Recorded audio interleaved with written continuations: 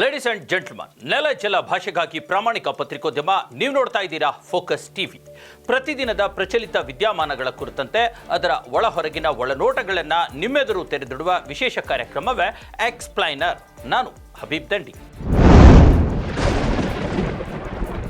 S ವೀಕ್ಷಕರೇ, ಇವತ್ತು ಬಹಳ ದೊಡ್ಡ ಮಟ್ಟದಲ್ಲಿ ಒಂದು ವಿಚಾರ ಚರ್ಚೆಗೆ ಬರ್ತಾ ಇದೆ. ಈಗಾಗಲೇ ಕುರ್ಚಿ ಕಿತ್ತಾಟ, ಕುರ್ಚಿ ಹಗ್ಗ ಜಗ್ಗಾಟ ಇದೆಲ್ಲವೂ ಕೂಡ ಮುಗಿದು ಒಂದು ಹಂತಕ್ಕೆ ಬಂದಿದೆ, ಅಥವಾ ಅದಕ್ಕೆ ಒಂದು ಶಾರ್ಟ್ ಬ್ರೇಕ್ ಸಿಕ್ಕಿದೆ ಅನ್ನುವಂಥ ನಿಟ್ಟಿನಲ್ಲೇ ಈಗ ರಾಜ್ಯದ ಇಬ್ಬರು ಮಹಾನ್ ಘಟಾನುಘಟಿ ನಾಯಕರ ಜಗಳ ಅದು ದೊಡ್ಡ ಮಟ್ಟದ ಚರ್ಚೆಯನ್ನು ಹುಟ್ಟಾಕ್ತಾ ಇದೆ. ಆಶ್ಚರ್ಯ ಅಂತಂದ್ರೆ ಇಬ್ಬರು ನಾಯಕರು ಕೂಡ ಒಂದೇ ಸಮುದಾಯದವರು, ಮತ್ತು ಇಬ್ಬರು ನಾಯಕರು ಕೂಡ ಚರ್ಚೆ ಮಾಡ್ತಿರ್ತಕ್ಕಂಥದ್ದು ತಮ್ಮದೇ ಸಮುದಾಯದ ಸ್ವಾಮೀಜಿಗಳ ಹಸ್ತಕ್ಷೇಪದ ಕುರಿತಂತೆ. ನಾನು ಹೇಳ್ತಾ ಇರೋ ಹಾಗೆ ನಿಮಗೆ ಈ ಕುರಿತಂತ ಸುಳಿವನ್ನ ಸಿಕ್ಕಿರಬಹುದು. ಎಸ್ ವೀಕ್ಷಕರೇ, ನೀವು ಎಣಿಸಿದ್ದು ನಿಜ.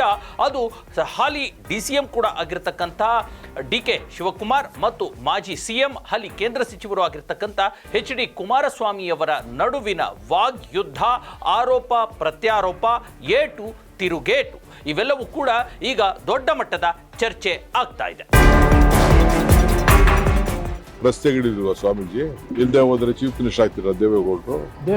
ಈ ತರ ರಾಜಕಾರಣ ಮಾಡಿದ್ರೆ 77ರಲ್ಲೇ ಮುಖ್ಯಮಂತ್ರಿ ಆಗೋರು. ನಾನು ಕೇಳಿದ್ದೀನಾ? ನಾನು ಯಾವ ಸ್ವಾಮೀಜಿನ ಬೆಂಬಲ ಕೇಳಿಲ್ಲ.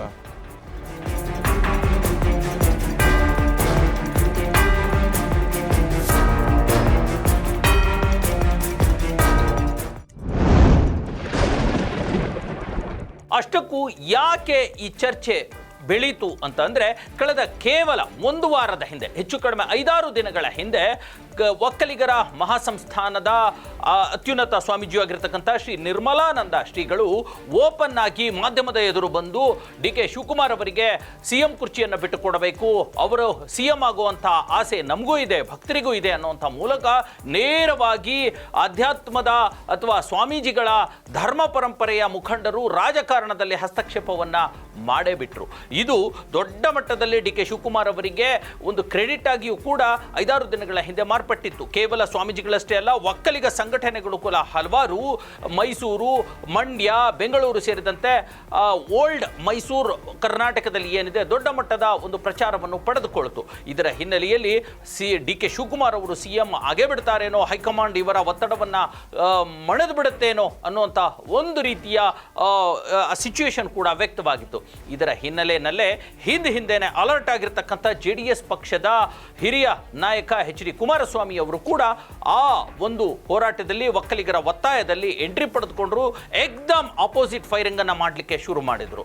ಈ ಸ್ವತಃ DK ಶಿವಕುಮಾರ್ ಅವರಿಗೂ ಅವರು ಅಟ್ಯಾಕ್ ಮಾಡಿದ್ದಲ್ಲದೆ, ಈ ರೀತಿ ಸ್ವಾಮೀಜಿಗಳನ್ನ ಬಳಸ್ಕೋಬಾರ್ದು, ಸ್ವಾಮೀಜಿಗಳಿದ್ರೆ ಎಂಟ್ರಿ ಆಗಬಾರ್ದು ಅನ್ನೋದನ್ನ ಹೇಳೋದ್ರ ಮೂಲಕ ಸ್ವತಃ ನಿರ್ಮಲಾನಂದ ಶ್ರೀಗಳ ವಿರುದ್ಧವೂ ಕೂಡ, ಅವರ ಹೆಸರು ತೆಗೆದುಕೊಳ್ಳದೆ ಅವರ ವಿರುದ್ಧವೂ ಕೂಡ ಯಾವ ಸ್ವಾಮೀಜಿಗಳು ಕೂಡ ರಾಜಕಾರಣದಲ್ಲಿ ಎಂಟ್ರಿ ಆಗಬಾರ್ದು, ಆ ತರಹದ ರಾಜಕಾರಣದಲ್ಲಿ ಇಳಿಬಾರ್ದು ಅನ್ನುವಂಥ ಮಾತನ್ನು ಹೇಳೋದ್ರ ಮೂಲಕ ಸ್ವಾಮೀಜಿಗಳಿಗೂ ಕೂಡ ಒಂದು ರೀತಿಯ ಕಟ್ಟಪ್ಪಣೆ, ತಿರುಗೇಟು ನೀಡುವಂಥ ಕೆಲಸಕ್ಕೆ ಮುಂದಾಗ್ಬಿಟ್ರು.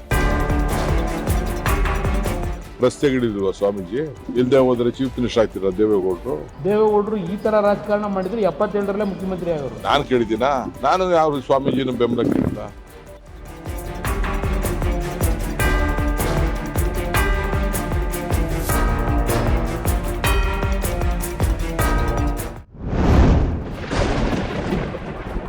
ಈ ಒಂದು ಹೋರಾಟ, ಈ ಒಂದು ಹಗ್ಗ ಜಗ್ಗಾಟ, ಅಥವಾ ಈ ಇಬ್ಬರು ಮದ ಗಜಗಳ ಒಂದು ರೀತಿಯ ಆಟ ತಿರುಗಾಟ ಇದೆಯಲ್ಲ, HD ಕುಮಾರಸ್ವಾಮಿ ಮತ್ತು DK ಶಿವಕುಮಾರ್ ಈಗ ಯಾವ ಮಟ್ಟಕ್ಕೆ ಬಂದಿದೆ ಅಂತಂದ್ರೆ, ಅದು ವೈಯಕ್ತಿಕ ನೆಲೆಗಟ್ಟಿಗೆ ಬಂದಿದೆ.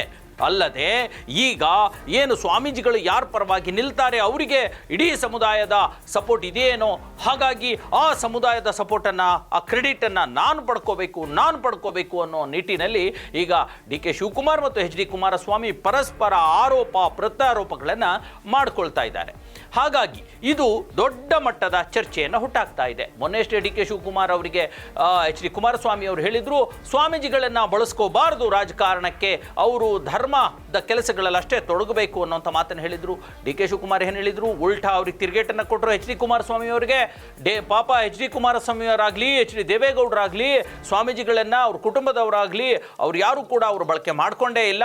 ನನಗೂ ಗೊತ್ತು, ಮುಖ್ಯಮಂತ್ರಿಯಾಗಿ HD ದೇವೇಗೌಡರು ಮೊದಲ ಬಾರಿ ಆಗಿದ್ದು ಅದು ಹೇಗೆ ಹಿರಿಯ ಸ್ವಾಮೀಜಿಗಳು ಹೇಗೆ ಅವರಿಗೆ ಸಪೋರ್ಟ್ ಮಾಡಿದರು ಅನ್ನುವಂಥದ್ದು ಈ ರಾಜ್ಯದ ಜನತೆಗೆ ಗೊತ್ತು ಅನ್ನುವಂಥ ಒಂದು ತಿರುಗೇಟನ್ನು ಕೊಟ್ಟರು. ಅಲ್ಲದೆ ಅದ್ರ ಜೊತೆಗೆ ಎರಡನೇ ಒಕ್ಕಲಿಗ ಮಠ ಹೇಗಾಯಿತು ಅನ್ನುವಂಥದ್ದು ಕುಮಾರಸ್ವಾಮಿಗಳಿಗೆ ಬಹಳ ಚೆನ್ನಾಗಿ ಗೊತ್ತಿದೆ, ಅದನ್ನು ನಾನು ಬಿಡಿಸಿ ಹೇಳಬೇಕಾಗಿಲ್ಲ ಅನ್ನೋ ಹೇಳೋದ್ರ ಮೂಲಕ ಎಚ್ ಡಿ ಕುಮಾರಸ್ವಾಮಿ ಅವರಿಗೆ ತಿರುಗೇಟನ್ನು ಕೊಟ್ಟರು. ಕೆರಳಿರ್ತಕ್ಕಂಥ ಕುಮಾರಸ್ವಾಮಿ ಮತ್ತೆ ಅವರಿಗೆ ರೀಕೌಂಟರ್ ಮಾಡಿದ್ದಾರೆ.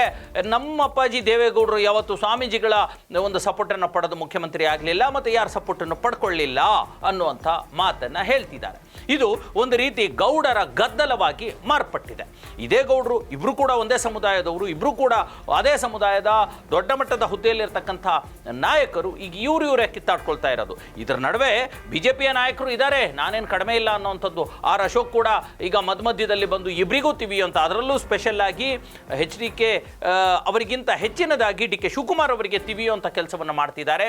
ಬಿಜೆಪಿಯ ಇತರ ಒಕ್ಕಲಿಗ ಮುಖಂಡರು ಕೂಡ DK ಶಿವಕುಮಾರ್ ಮೇಲೆ ಅಟ್ಯಾಕ್ ಮಾಡುವಂಥ ಕೆಲಸವನ್ನು ಮಾಡ್ತಾ ಇದ್ದಾರೆ. ಸ್ವಾಮೀಜಿ ಅವರು ಇಲ್ಲದೆ ಹೋದರೆ ಚೀಫ್ ಮಿನಿಸ್ಟರ್ ಆಗ್ತಿರೋ ದೇವೇಗೌಡರು. ತಪ್ಪುಗಳು ನಮ್ಮಿಂದ ಆಗಿರುತ್ತವೆ, ಅದಕ್ಕೆ ಮಠಾಧೀಶರನ್ನ ಯಾಕೆ ಕರಿಬೇಕು ಬೀದಿಗೆ?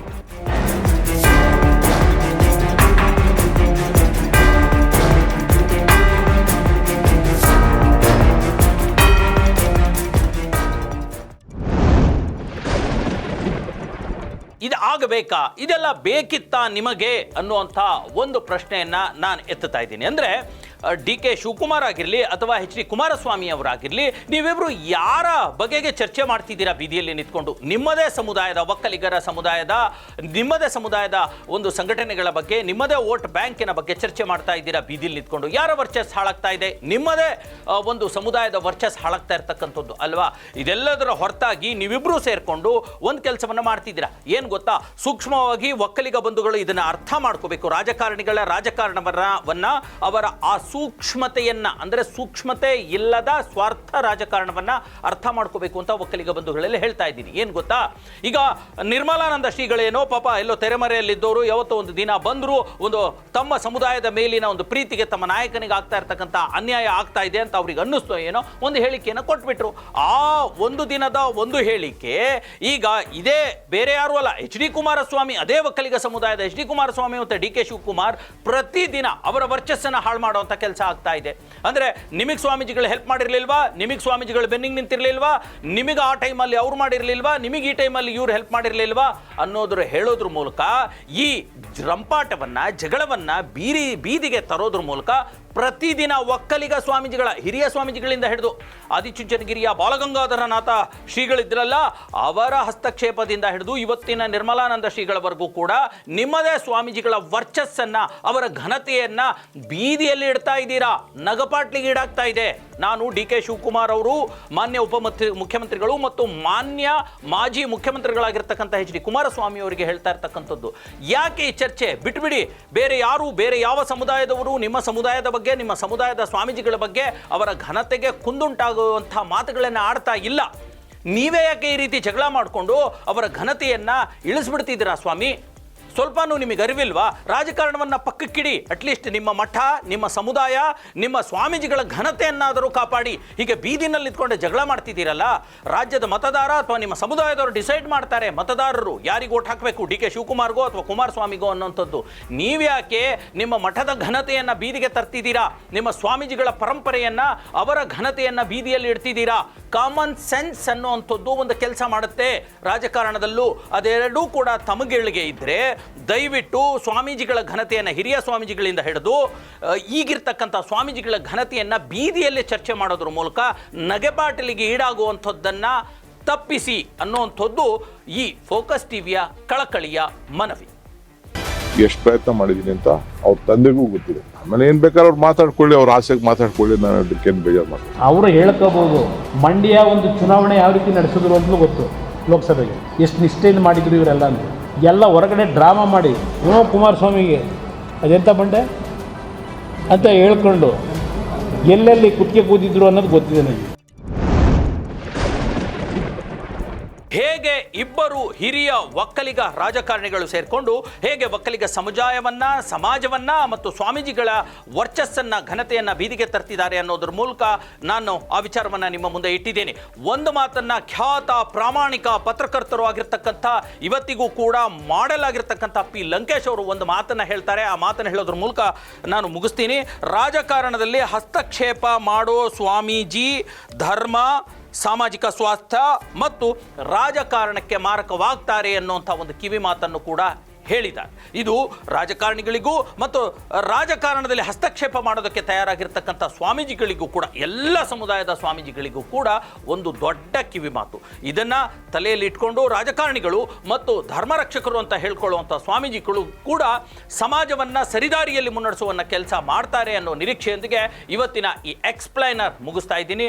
ಮುಂದಿನ ಎಪಿಸೋಡ್ನಲ್ಲಿ ಮತ್ತೊಂದು ವಿಚಾರದೊಂದಿಗೆ ನಿಮ್ಮ ಮುಂದೆ ಬರ್ತೀನಿ. ಅಲ್ಲಿವರೆಗೂ ನೋಡ್ತಾ ಇರಿ ನೆಲ ಜಲ ಭಾಷೆಗಾಗಿ ಪ್ರಾಮಾಣಿಕ ಪತ್ರಿಕೋದ್ಯಮ, ನಿಮ್ಮ ಫೋಕಸ್ ಟಿವಿ.